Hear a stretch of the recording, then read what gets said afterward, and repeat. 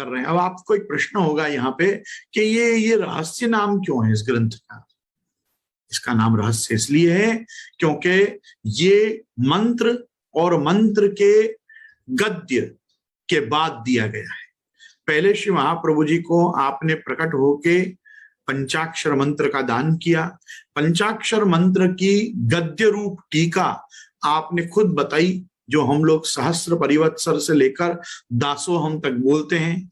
वो तो दासोहम पर्यंत जो हम गद्य बोलते हैं सहस्त्र परिवत्सर से, तो मैं वापस कहना चाहूंगा वहां त्र शब्द नहीं है, वहां र शब्द है। सहस्त्र परिवत्सर, हम उसको हिंदी में जब बोलेंगे तब वो सहस्त्र बनेगा, लेकिन संस्कृत में जब उसका प्रोनाउंसिएशन होगा तो वो प्रोनाउंसिएशन उसका सहस्त्र होगा। तो मुझे सिर्फ इतना कहना है कि ये जो पूरा गद्य है ये उसी पंचाक्षर है, और जो हम ग्रंथ पढ़ रहे हैं ये उन पंचाक्षर मंत्र और गद्य का रहस्य है। इसलिए जो सिद्धांत मंत्र सिद्धांत श्री महाप्रभु जी को दिया गया, उसका रहस्य भी जो अक्षरशः भगवान ने प्रकट होकर उपदेश किया, उसका जब यहाँ पे छंदोबद्ध पद्य संग्रह श्री महाप्रभु जी ने किया तो उसका नाम सिद्धांत रहस्य बना। दूसरा, हम एक बार यदि हम गिने तो हम षोडश ग्रंथ की अपने आप में जो व्यवस्था हरिराय जी द्वारा बांधी गई है, उसमें भी पहले यमुनाष्टकम, यमुनाष्टकम के बाद बालबोध। बालबोध क्या है? तो कहा नत्वा हरिम सदानंदम सर्व सिद्धांत संग्रह, सब प्रकार के सिद्धांतों का संग्रह जो है वो बालबोध में किया गया है। ठीक है। उसके बाद तीसरा ग्रंथ कौन सा प्रकट हुआ? सिद्धांत मुक्तावली। तो मुक्तावली जब दिया तो मुक्तावली क्या है? नत्वा हरिम प्रवक्ष्यामि स्व सिद्धांत विनिश्चयम। तो विनिश्चित रूप से महा ने जो अपने सिद्धांत प्रकट करके पधराए वो सिद्धांत मुक्तावली में विराज रहे। फिर उसके बाद एक ग्रंथ आता है चौथा, जिसका नाम है पुष्टि प्रवाह मर्यादा भेद। ये अधिकारी को देखने के लिए कौन सी चीज का कौन अधिकारी है। तो अधिकारी निरूपण जब हो जाता है तो करेक्ट अधिकारी को ही रहस्य बताए जाते हैं। रहस्य कभी किसी के भी आगे नहीं बोल दिए जाते। तो जिसने यमुनाष्टक को देखा है, यमुनाष्टक का स्तवन करके जिसने अपनी अधिकार सिद्धि संप्रदाय में संपादित की है, उसको बालबोध दिया गया। बालबोध एक प्रकार की चेकलिस्ट है, मतलब संप्रदाय में आना है कि नहीं आना है, क्योंकि उसमें मोक्ष का स्वरूप समझाया गया है कि हम मुक्ति किस प्रकार से देंगे। मुक्ति के दो ही प्रकार हैं, स्वतः मोक्ष, परतः मोक्ष। स्वतः मोक्ष के दो मार्ग हैं, योग और सांख्य। परतः मोक्ष के फिर दो मार्ग हैं, शिव की उपासना, विष्णु की उपासना। आप खुद चयन करिए कि आपको किस प्रकार से रहना है। यदि शैव होना है तो शैव भक्ति, शिव भक्ति के मार्गों का शैव आगमों को परम प्रमाण मानिए और वहां चले जाइए। अगर आप विष्णु भक्ति करना चाहते हैं तो विष्णु भक्ति में भक्ति मार्ग है, और विष्णु भक्ति में भक्ति मार्ग इतर भी छोटी बड़ी कुछ व्यवस्थाएं हैं। तो किस प्रकार से संप्रदाय का चयन करना है वो बालबोध आपको स्पष्ट पूछता है। ठीक है। और बालबोध आपको वर्णाश्रम धर्म के आग्रह का भी एक उपदेश करता है। जब आपको वर्णाश्रम धर्म के प्रति श्रद्धा और वल्लभ संप्रदाय का आग्रह आपको दृढ़ हो जाता है, तब महाप्रभु जी स्व सिद्धांत विनिश्चयम आपके आगे प्रकट करते हैं। तब सेवा मार्ग, तनुजा वित्तजा, मानसी इत्यादि सब प्रकारों का निरूपण करते हुए ब्रह्मवाद का स्वरूप समझाते हैं। यह समझने के बाद आपको चेक करना है आप पुष्टि के जीव हैं, मर्यादा के जीव हैं कि प्रवाह के जीव हैं। तो पुष्टि प्रवाह मर्यादा ग्रंथ प्रकट होता है। ये होने के बाद आपको जब कंफर्म हो जाता है कि चलो अब मैं समझो कि प्रवाही हूं, तो प्रवाही होने पर भी उद्धार की कामना तो हर मनुष्य में होती है। तो प्रवाही जीव क्या उद्धार का अधिकारी नहीं है, जो तो अधिकारी है। तो ऐसी स्थिति में महाप्रभु जी कहते हैं अब सिद्धांतों का रहस्य सुनो। तो ये सिद्धांत रहस्य जो ग्रंथ है ये पांचवें ग्रंथ के रूप में प्रकट होता है। यमुनाष्टकम, बालबोध, सिद्धांत मुक्तावली, पुष्टि प्रवाह मर्यादा भेद और सिद्धांत रहस्यम। तो ये श्रावण श्यामले पक्षे एकादश्याम महानिशि साक्षात भगवता प्रोक्तम तदक्षरश उच्यते।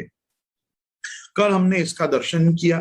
इसके बाद आगे कह रहे हैं कि और शुक्ल पक्ष में जैसे दिन दिन प्रति चंद्र की कला अधिक होए है, तैसे ब्रह्म संबंध सु देह के दोष इतने आदि भौतिक दोष निवृत्ति होए के दिन दिन प्रति अधिक शुद्धता होएगी। तथा एकादशी के दिन उपवास होए ता करी के ज्ञानेन्द्रिय 5 5 कर्मेंद्रिय और 1 मन, ऐसे 11 इंद्रियन के दोष निवृत्त हुए हैं। ये आध्यात्मिक दोष की निवृत्ति कही।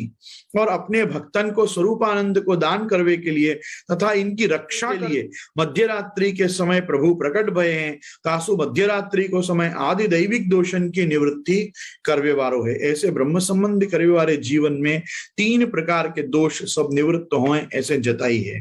तो सबसे पहले आदि भौतिक दोष, आध्यात्मिक दोष और आदि दैविक दोष। तो जैसे हम भागवत महात्म्य का पाठ करते हैं तो उसके प्रारंभ में कैसे आता है, सच्चिदानंद रूपाय विश्वोत्पत्त्यादि हेतवे तापत्रय विनाशाय श्री कृष्णाय वयम नुमा।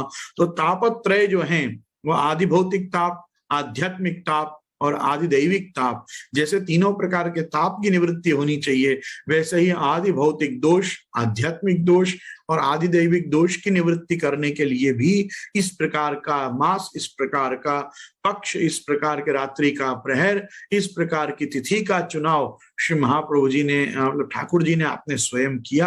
आप स्वयं और अपने अभिप्राय को स्पष्ट किया। श्री ठाकुर जी ने जो वाक्य कहे हैं इनके अभिप्राय रूप यह ग्रंथ है, ऐसे प्राचीन टीकाकारण को अभिप्राय है। और पुरुषोत्तम जी को अभिप्राय ऐसो है कि जो 11वें स्कंद में द्वितीय अध्याय में कवि योगेश्वर ने तथा तृतीय अध्याय में प्रबुद्ध योगेश्वर ने सब भगवान को समर्पण करवे को लिखो है, तैसे 11वें अध्याय में सदाद्रत सत्पुरुषन जाको आदर कियो है ऐसे भक्ति को निरूपण है, तथा दास पनेसु आत्मनिवेदन करवे को लिखो है। और 19वें अध्याय में महद विमृग्य योग, मतलब महद विमग्य भक्ति, महत पुरुषन को ढूंढवे के योग्य भक्ति योग को निरूपण है। वहां भगवत धर्म के अधिकारी रूप आत्मनिवेदन लिखो है, विनको ही अनुवाद या ग्रंथ में होएगो। ऐसी शंका की निवृत्ति के लिए ब्रह्म संबंध की आज्ञा को मास, पक्ष, तिथि प्रभृति सब आपने कहो है। यहाँ पुरुषोत्तम जी इसमें एक दूसरा पक्ष दे रहे हैं। पुरुषोत्तम जी कह रहे हैं कि नहीं, ऐसा नहीं है कि केवल ये प्रतिज्ञा वाक्य के रूप में बताया गया है कि मैं कौन से दिन क्या हुआ, कैसे मेरे को प्रभु ने आके उपदेश किया, केवल मैं उसका संकलन कर रहा हूं, ऐसा नहीं है। महाप्रभु जी के प्रादुर्भाव से पूर्व और ये पवित्र एकादशी के दिन की घटना से पूर्व भी कई ऋषियों ने, जैसे यहाँ 9 योगीश्वरों के उपाख्यान में ये बताया कि 11वें स्कंद में सदाद्रत भक्ति योग और महद विमृग्य भक्ति योग, महत पुरुष जिस भक्ति को ढूंढते रहते हैं ऐसी भक्ति, और सत्पुरुषों ने जिस भक्ति का आदर किया है ऐसी भक्ति के उपदेश भी भागवत के 11वें स्कंद, और मैं मेरी तरफ से कहूंगा कि तृतीय स्कंद में भी कापिलेयोपाख्यान में मद गुण श्रुति मात्रेण मई सर्व गुहाशय इत्यादि वाक्यों में भी बहुत जगहों पे हमको ऐसा प्रतीत होता है कि देखो पुष्टि मार्ग की रीत तो भाभी दी हुई है, तो पुष्टि भक्ति मार्ग से सेवा का जो उपदेश है ऐसा तो तृतीय के कापिलेयोपाख्यान और 9 योगीश्वरों के उपाख्यान, 9वें स्कंद में 4th अध्याय में अम्बरीशोपाख्यान में राजा अम्बरीश के जीवनचर्या और उसके निरूपण में भी सुखदेव जी हमको बताते हैं कि किस प्रकार से राजा अम्बरीश भगवान श्री द्वारकाधीश प्रभु की आप सेवा करते, तो सेवा मार्ग तो पहले भी प्रकट था।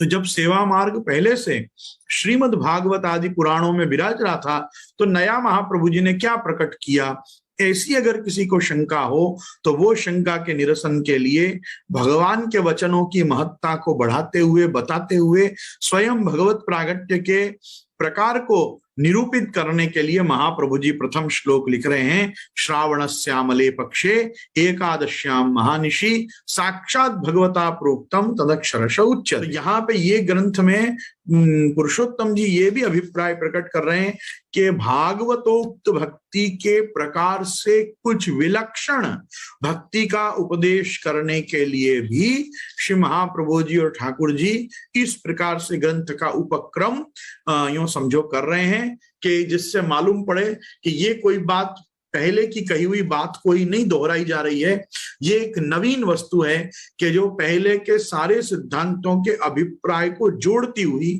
समाज में आई है, लोक कल्याण के लिए आई है। और ठाकुर जी ने प्रकट होय के पंचाक्षर मंत्र तथा वाकी टीका रूप गद्य तथा श्लोक रूप ये वाक्य कहे हैं।